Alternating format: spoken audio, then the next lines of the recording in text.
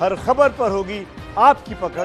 Download कीजिए ABP live app. दो खास मेहमान मेरे साथ जुड़ गए। बीजेपी के प्रवक्ता डॉक्टर संबित पात्रा और कांग्रेस की प्रवक्ता रागिनी नायक पहले से हमारे साथ जुड़ी हुई हैं। संबित जी, 109 मैं आपसे बात कर रहा हूं, 111 से घटकर 109 हो गया।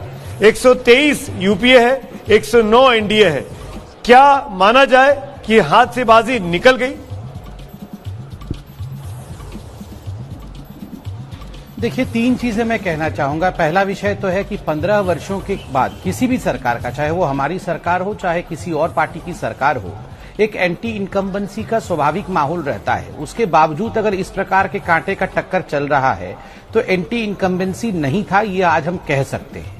दूसरी बात है, जिस प्रकार का स्वीप महागठबंधन के लिए तमाम एग्जिट पोलों ने दिखाया था, लगभग तमाम एग्जिट पोलों ने दिखाया था, उस प्रकार का माहौल भी इन शुरुआती रुझानों में दिख नहीं रहा है। मैं आगे का कह नहीं सकता हूं, मगर दिख नहीं रहा है। तीसरी बात, मैं अपने ऊपर लागू करते हुए तमाम प्रवक्ताओं को भी कहना चाहूंगा कि इस बार जो काउंटिंग चल रही है, ये काउंटिंग एक स्लो प्रोसेस में चलेगा, क्योंकि कोविड काल है।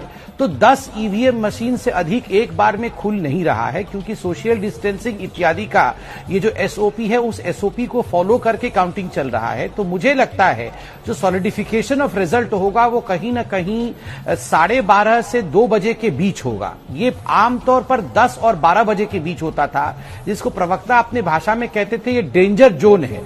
10 से 12 बजे के बीच किसी भी प्रवक्ता को ज्यादा हतोत्साहित होना या ज्यादा उत्साह में आने की आवश्यकता नहीं होनी चाहिए थी पहले। अब कोविड काल में मुझे लगता है 12 से 1:30 या 2 बजे के बीच समय रहने वाला है, जिसमें हमें बहुत ज्यादा सावधान रखना है, क्योंकि किसी तरह पलट सकती है। डॉक्टर पात्रा कह रहे हैं। देखिए, अटल बिहारी वाजपेयी जी के शब्दों में ही कहती हूँ, ना हार में ना जीत में, किंचित नहीं भयभीत में, संघर्ष पथ पे जो मिला ये भी सही वो भी सही ना। देखिए, 2 दिन से 3 दिन से एग्जिट पोल पर बहस हो रही है। मैंने तो ना बहुत ज्यादा खुशी दिखाई ना बहुत गम दिखाया इन लोगों के ऊपर। पर देखिए, अगर 1-1.5 घंटे में लगातार महागठबंधन जो अंक गणित है सरकार बनाने का, उससे पार है। आपका आंकड़ा कम हो रहा है होने का जो सबब है रागिनी जी, आपकी पार्टी का आंकड़ा कम हो रहा है करने के लिए तैयार है। ऐसा क्यों है कि मेरी आवाज अब आपको नहीं आ रही है? कांग्रेस पार्टी का आंकड़ा कम हो रहा है। पहले 28 सीटें थी, अब 22 पर आ गए आप लोग। अभी तक आंकड़ा कम हो रहा है। नहीं, आप तो खुद ही इतनी सुबह से बोल रहे हैं 3-4 सीटें कम ज्यादा दिखाई जा रही हैं। 30 सीटों से कम कांग्रेस पार्टी की आएंगी नहीं। मेरा 30 से 40 के बीच का अनुमान है। जैसा कि अरविंद मोहन जी भी कह रहे थे कि बहुत सारी शुरुआती रुझानों में और खासतौर से शहरी इलाकों की ईवीएम जो खुल रही हैं, आपको उछाल दिख रहा है एनडीए में, पर वो ज्यादा होगा नहीं। शुभाषा की एक बात से मैं बिल्कुल सहमत हूँ, एक बार जल्दी से सुन लीजिए।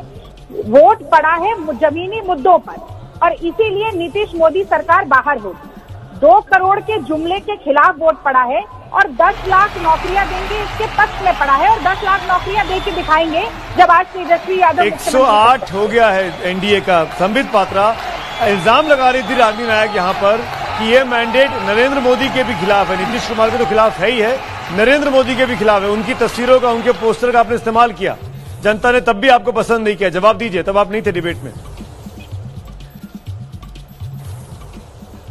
देखिए सुमित जी, मैं आपसे रिक्वेस्ट करूंगा और रेस्पेक्टफुल रिक्वेस्ट करूंगा कि आप निकालिए कोई ऐसा बाइट। 2013 जब नरेंद्र मोदी जी को पीएम कैंडिडेट के रूप में उतारा गया, तब से लेकर 2020 तक कोई भी ऐसा बाइट हो जिसमें किसी चुनाव के जीत में कांग्रेस पार्टी ने कह दिया होगा, आहा वाह वाह, ये तो नरेंद्र मोदी जी कमाल के लीडर है, इनके कारण ही बीजेपी की जीत हो गई हो। निकाल दीजिए जरा। 303 सीट जब मिल गए तभी भी इन्होंने कहा नहीं, नरेंद्र मोदी की जीत नहीं है, उस समय ईवीएम की जीत थी। 2014 में जब नरेंद्र मोदी जीत गए, आहा इसमें कुछ गड़बड़ी किया है और ये जीत गए हैं। हार में नरेंद्र मोदी हार गए, जीत में ईवीएम जीत गई।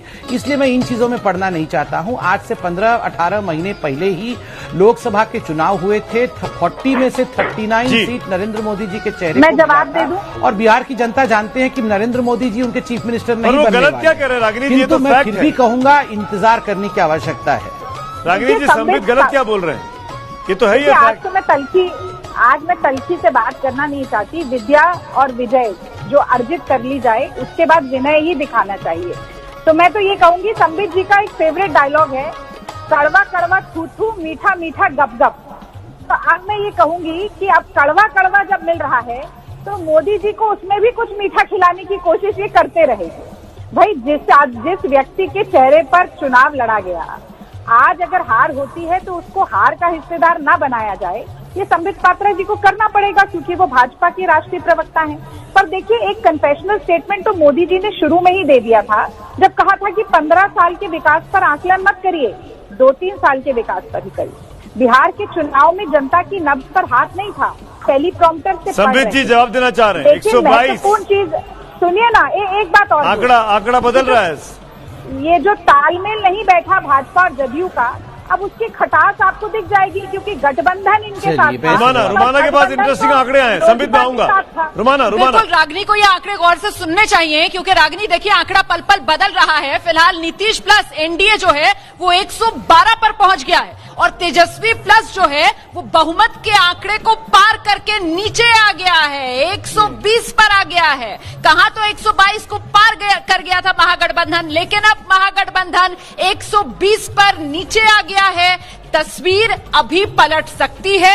अभी तो 2 घंटे भी नहीं हुए काउंटिंग शुरू हुए और जैसा कि संबित पात्रा कह रहे थे, कोरोना काल है, बड़े संयम के साथ यहां पर काउंटिंग हो रही है। एक वक्त में चंद ही मशीनें हैं ईवीएम की जिन पर गिनती हो रही है। ऐसे में पिक्चर अभी बाकी है, मामला कांटे का है। टक्कर देखिए किस तरीके से नीतीश प्लस देते हुए तेजस्वी प्लस को। आकाशवाणी सिमरी बख्तियारपुर से वीआईपी के मुकेश सहनी अब आगे हो गए हैं। सिमरी बख्तियारपुर से मुकेश सहनी आगे हो गए हैं, मतलब आरजेडी के पीछे हो गए हैं इस वक्त महबूब अली कैसर के बेटे, जिनको यहां से उम्मीदवार बनाया गया था। सुमित, जो बात रुमाना कह रही है, क्योंकि मामला इसलिए फंस सकता है कि नीतीश कुमार के खाते में अगर 112 है, पासवान के खाते में अगर 6 है, जो कि कहते आ रहे हैं कि बीजेपी की सरकार बनाएंगे, और 3 अन्य हैं, इनको अगर जोड़ लिया जाए तो यह आंकड़ा तेजस्वी गठबंधन के आगे भी चला जाता है। लेकिन चिराग पासवान तो ऐसे हैं कि वो तेजस्वी के साथ भी मिल सकते हैं, क्योंकि कल ही उन्होंने उनको जन्मदिन की बधाइयां दी हैं। संबित पात्रा, आप जवाब देना चाह रहे थे रागिनी नायक की बातों का। संबित, देखिए, आपने इस चुनाव में एक बहुत महत्वपूर्ण बात देखी होगी, क्योंकि रागिनी जी भी और आपने भी मोदी जी को लेकर सवाल उठाए थे। इस चुनाव में एलजेपी तो, चिराग जी तो हनुमान बन गए थे। इसी चुनाव में आप देखिए आरजेडी के तेजस्वी जी ने भी मोदी जी पे एक शब्द नहीं कहा। विषयों पे जरूर बात की, अच्छी बात है, विषयों पे बात होनी चाहिए, मगर कोई गाली गलौज मोदी जी को लेकर नहीं किया किसी ने, क्योंकि इनके मन में भी था और इनके जो पीछे बैकरूम बॉयज थे उन्होंने भी समझाया था कि मोदी जी के खिलाफ मत बोलना, क्योंकि मोदी जी के खिलाफ बोलोगे तो जनता को पसंद नहीं आएगा। देखिए, इतने चुनाव देखने के बाद अब ये बात स्पष्ट हो चुका है कि मोदी जी का जो ऑरा है, पर संबित, राहुल गांधी तो बोल रहे थे, हम जितना लाख प्रयास कर ले, संबित, राहुल गांधी तो बोल रहे थे मोदी जी के खिलाफ अपनी चुनावी रैलियों में। असर दिख रहा है आपको? नहीं, उसका असर आपको दिख रहा है और उसका असर भी दिखेगा। और मैं कह रहा हूं, राहुल गांधी जी तो 2011 से ही मोदी जी के खिलाफ बोल रहे हैं, और उससे पहले जब गुजरात के सीएम थे तभी भी राहुल गांधी जी लगातार संबित आप रहिएगा, एक बहुत इंपॉर्टेंट चीज मैं आपसे पूछने वाला हूं लेकिन पहले रुमाना।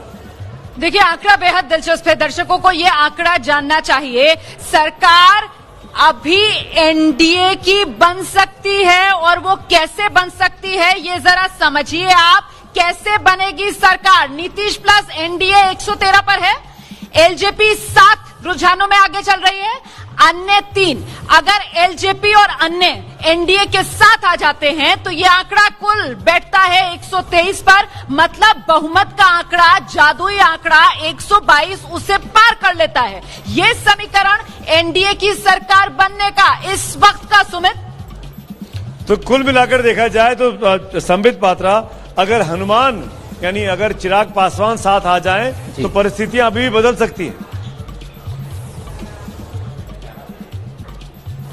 अब तो वो देखेंगे हनुमान जी क्या करते हैं, मगर अभी तो फिलहाल काउंटिंग मशीन क्या करते हैं इसका इंतजार करना पड़ेगा। संबित, आपने एक बात कही अपने पिछले वक्तव्य में, जब आपने कहा कि तेजस्वी ने भी कुछ नहीं कहा नरेंद्र मोदी जी के खिलाफ, क्योंकि वो समझ गए कि बोलेंगे तो नुकसान होगा।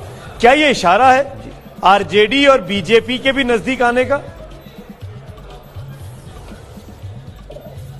नहीं नहीं नहीं, बिल्कुल नहीं। ये इशारा सिर्फ एक चीज की तरफ है कि आज हिंदुस्तान में कोई भी लीडर नरेंद्र मोदी जी के खिलाफ बोलना नहीं चाहता है, क्योंकि उनको नरेंद्र मोदी जी का जो ऑरा है, पॉलिटिकल ऑरा है, उसके विषय पता है। मगर मैं केवल 20 सेकंड में एक महत्वपूर्ण बात बोलने वाला हूं कि ये जो एग्जिट पोल के नतीजे और अभी के नतीजों में फर्क क्यों आ रहा है, इसको ध्यान से सुनिएगा। देखिए, बिहार की भूमि राजनीतिक दृष्टिकोण से इतनी सक्रिय है कि पूरा हिंदुस्तान उसके सामने फीका पड़ जाता है। वहां का मैं आपको बताऊं, यहां आप लोग बुलाते हैं हम सबको और राजनीतिक विशेषज्ञ रिखते हैं। मैं कहता हूं बिहार में एक रिक्शे वाले भाई के साथ आप बैठ जाइए, वो भी किसी राजनीतिक विशेषज्ञ से कम नहीं होता है, इतनी समझ उसकी होती है। महिला वोटर जो बिहार की है वो बिल्कुल चुप रही हैं, उन्होंने एग्जिट पोल में अपना रिपोर्ट चलिए, महिला प्रवक्ता है कांग्रेस पार्टी की, वो जवाब देंगी। यहाँ पर कहना चाहूंगा, आप इसको टैली करिएगा। हाँ, मैं रागिनी जी मैं इसको कंप्लीट कर लूं क्योंकि एक बहुत बड़ा आंकड़ा मैं रख रहा हूँ। रागिनी जी उसके बाद आप बोल लीजिएगा।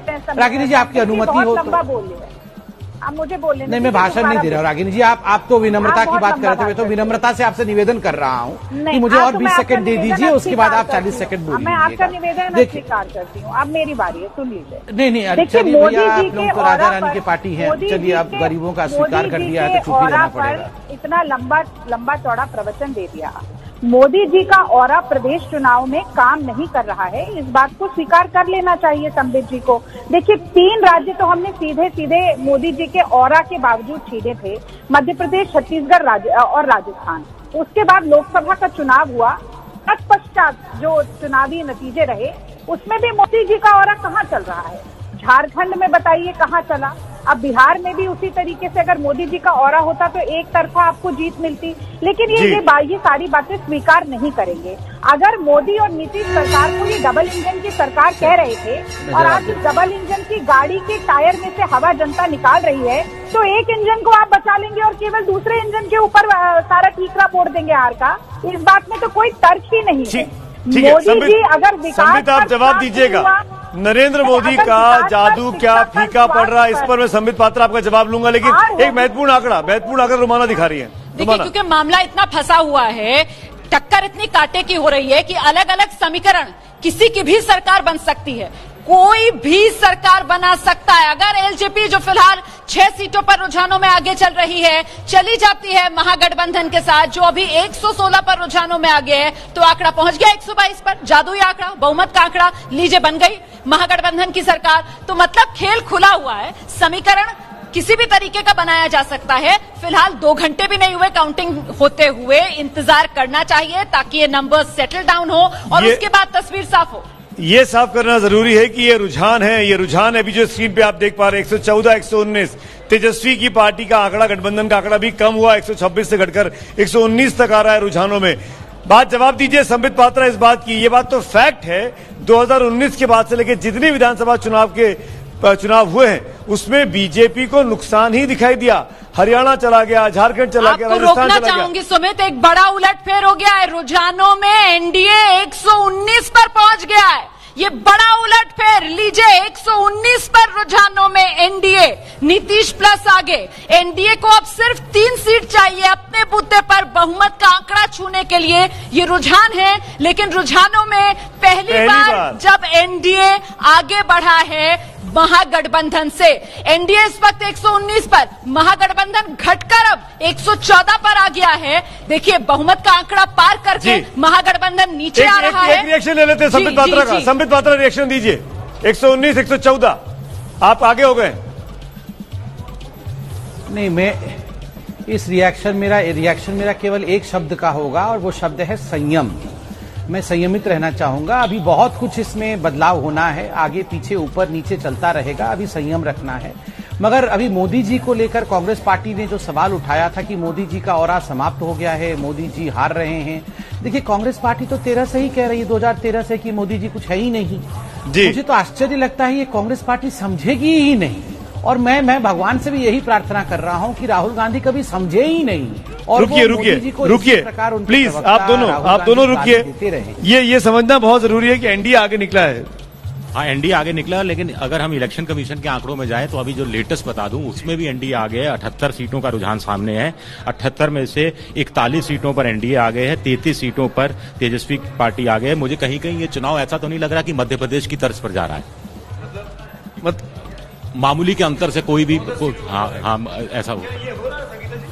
काफी क्लोज चल रहा है सुमित। अगर हम देखें जिस तरह से रुझान बदल रहे हैं लगातार, और कभी भी एक बहुत, अगर हम शुरुआती छोड़ दें आधे घंटे, तो ऐसी डिसाइसिव लीड नहीं थी कि हम ये कहें कि बिल्कुल स्वीप हो रहा है। सरकार बन रही है। बिल्कुल, तो ये चेंज हो रहा है, लेकिन उसमें 6 भी आप जोड़ रहे हैं एलजेपी का, तो यानी कि जो 2005 के चुनाव में था कि चाबी रामविलास पासवान के पास थी, तो कुछ उस तरह का अगर अभी ये रुझान है, इसको आकलन करना बहुत जरूरी है।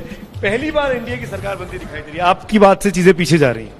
निश्चित रूप से आंकड़ों से कौन लड़ सकता है, लेकिन ये जो बदलाव है मुझे लग रहा है कि अभी भी चीजें बदलेंगी और एनडीए के खिलाफ ही बदलेंगी। इससे एक मजाक वाली चीज लग रही है कि रामविलास जी को कुंजी हाथ लगी न लगी, चिराग के हाथ में कुंजी आ गई है। जी, इसमें इंटरेस्टिंग आंकड़े हैं, अभी फिर से अपडेट हुई है। 99 सीटों के आंकड़े आ गए हैं इलेक्शन कमीशन में, जिसमें 27 सीटों में आरजेडी पहली बार आगे निकलता दिखाई पड़ रहा है, 25 में भारतीय जनता पार्टी है और जेडीयू 20 पर है।